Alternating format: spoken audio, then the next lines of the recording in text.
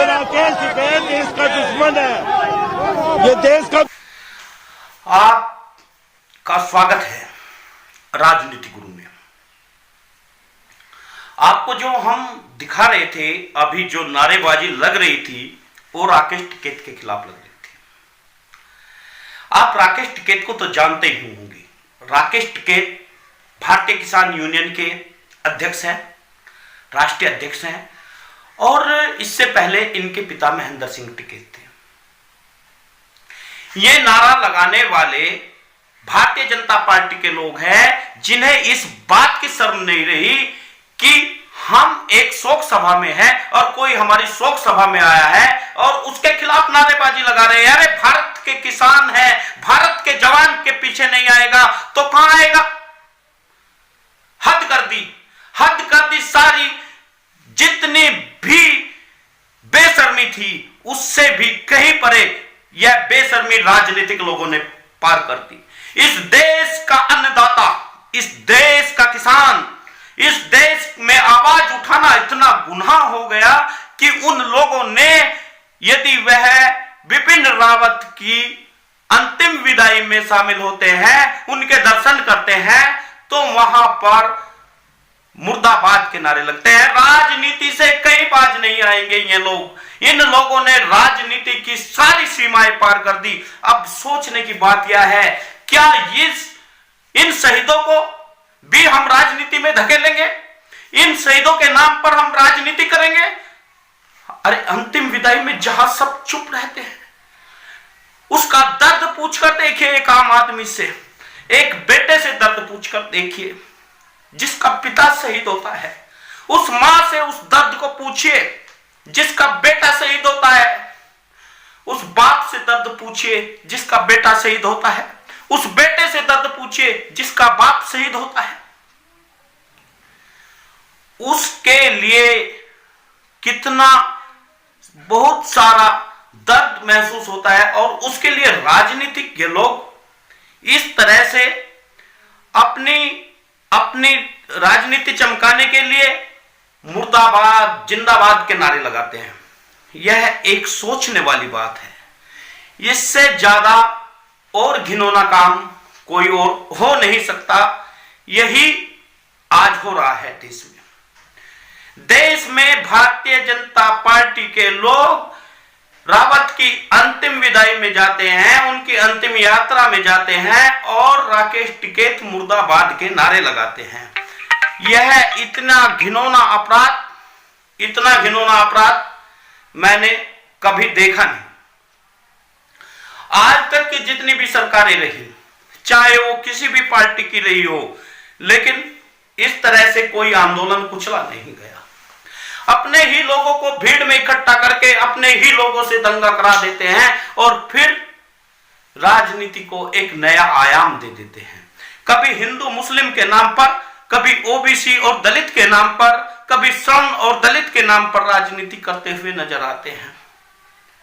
मगर मेरे भाइयों, इस बात को हमें समझना होगा, हमें विश्लेषण करना होगा, आखिर राजनीति गुरु कर क्या रहे हैं। राजनीति गुरु इसी राजनीति को समझाने पर आपको बात कर रहे हैं। आखिर ये देश में चल क्या रहा है।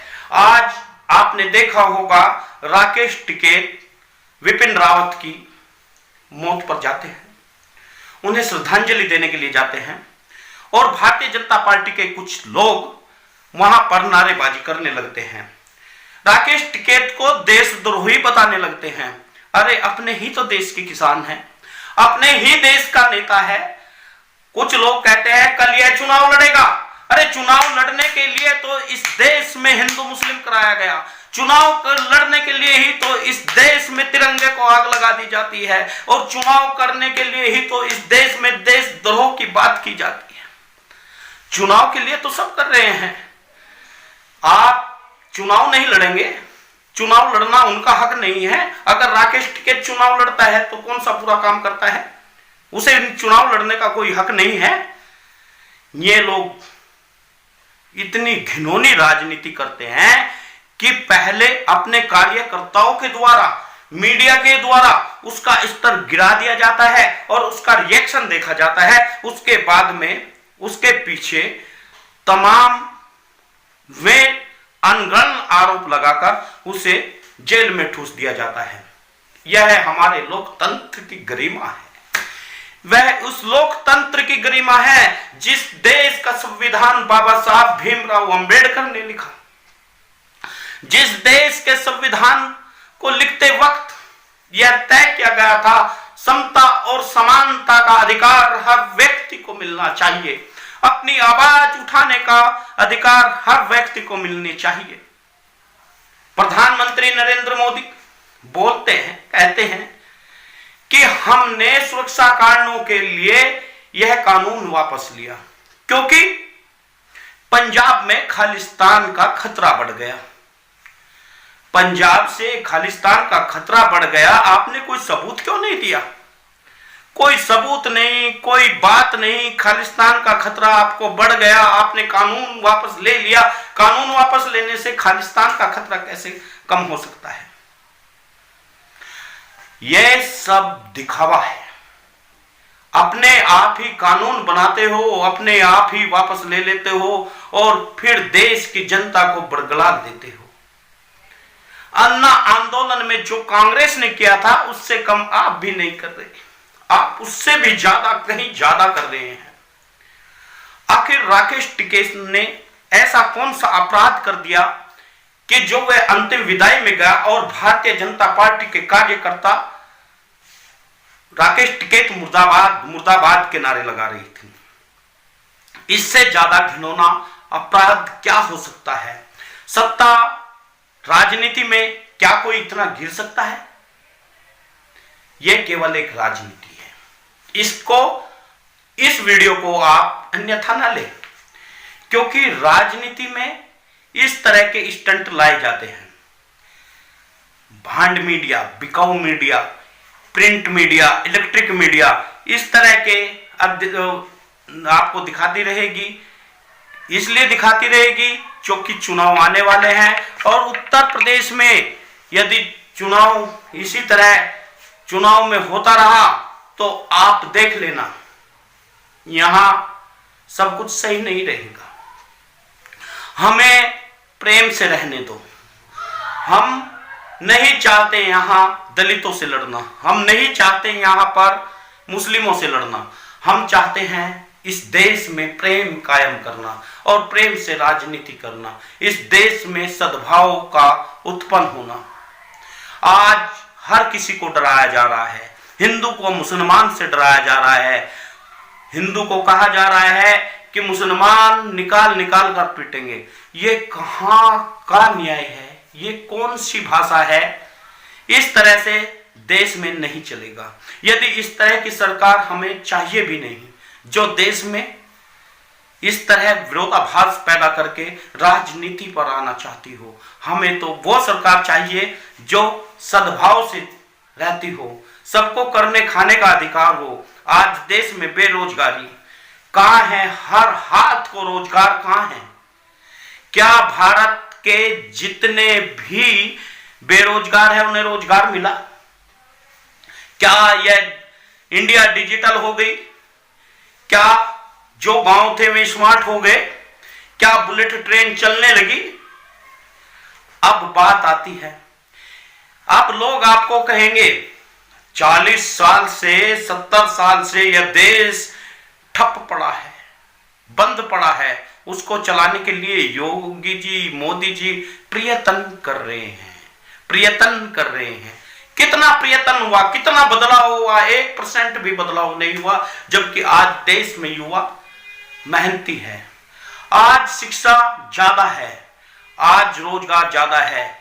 इससे पहले नेस्ले के खिलाफ अभियान चलाया जा रहा था, तमाम विदेशी कंपनियों के खिलाफ अभियान चलाया जा रहा था।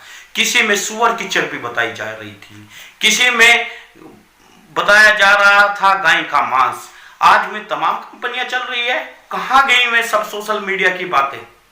यह तमाम बातें एक बदलाव के लिए होती है, क्योंकि इस पार्टी को फंडिंग विदेशों से हो रही है। इस पार्टी को फंडिंग यहाँ की जो बड़ी कंपनियां हैं वे कर रही है। इस देश में सब कुछ सही नहीं चल रहा है। आज अडानी सड़क बनाएंगे लेकिन वहां पर किसान ढाबा नहीं खोलेंगे, उस पर रेस्टोरेंट नहीं खोलेंगे। क्यों नहीं खोलेंगे किसान रेस्टोरेंट? क्योंकि किसान की बुद्धि को मलिन कर दिया गया है। किसान सोच नहीं रहा है, मजदूर सोच नहीं रहा है, केवल उसके दिमाग पर एक भाव बैठ गया है, वो धर्मवाद का है। और जब धर्मवाद किसी के ऊपर हावी हो जाता है तो वह अपना विकास रोक देता है, उसका डेवलपमेंट रुक जाता है। वर्षों से यही होता आया है। भारत में जब डेवलपमेंट न होने का कारण यहां का धर्म भीरू होना है। इंग्लैंड में धर्मवाद नहीं है, अमेरिका में धर्मवाद नहीं है, जापान में धर्मवाद नहीं है, यहां तक कि चाइना में धर्मवाद नहीं है, लेकिन वहां पर आदमी खुशहाल है, वहां पर नई तकनीकें पैदा होती है और यहां पर नए नए मुद्दे पैदा होते हैं और उन मुद्दों की वजह से यह देश पिछड़ता हुआ जा रहा है।